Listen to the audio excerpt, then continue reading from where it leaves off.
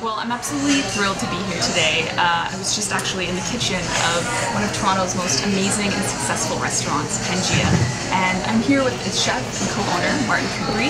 Thank you very much for having me. Yeah, pleasure. Pleasure. Thanks for taking an interest. Of course.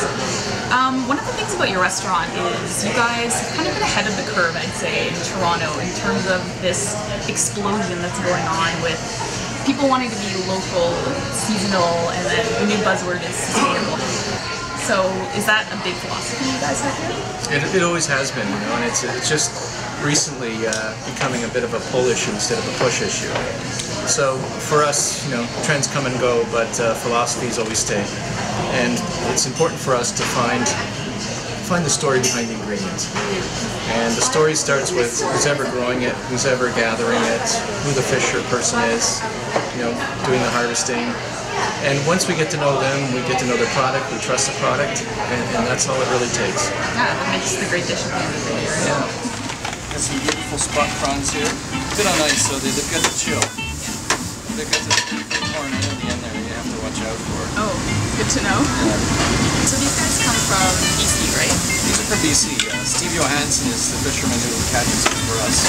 How do we go about prepping these guys? I've never done it before. It's kind of brutal, but you just take them and you just snap them off and you just end up with the tail. And you freeze the head, and later on we'll make a biscuit of it. And then our next step is we just have to go, because it's such a delicate skin, when you get your thumb in there the first time, make sure you don't rip the skin. Now, why do you choose these guys over regular shrimp? Is it the sustainability thing? It is, because there's not a lot of shrimp that are sustainable.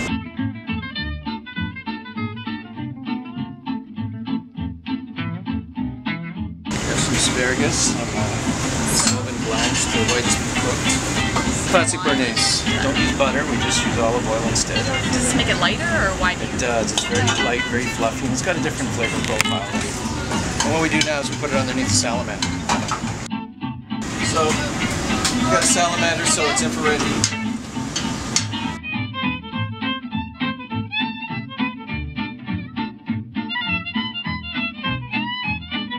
This is caviar from New Brunswick, Canadian sturgeon. So what we're going to do is just put a little bit of caviar on top of each one.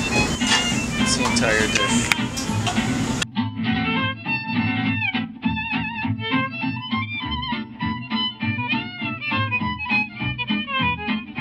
So, Pangaea Restaurant, we've been here 15 years. I've got a great partner, Peter Gary, and the two of us haven't looked back since we started opening this restaurant. It hasn't always been a smooth curve, of course. You know, your first 5 years, you have your ups and downs, but the 10 after that was pretty good.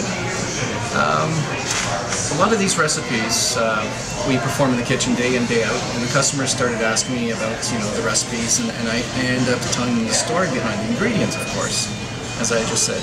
And that forced me to put out a cookbook, because there were so many questions and there were so many things that we had to tell about the product that, and we entitled the book Pangaea Why It Tastes So Good, because it's the story behind the ingredients. So we put that out in December, I think, beginning of December of last year, and it's done really, really well. It's a great book. I have it. I was reading it a lot yesterday before I visit, and so many things I want to try on it.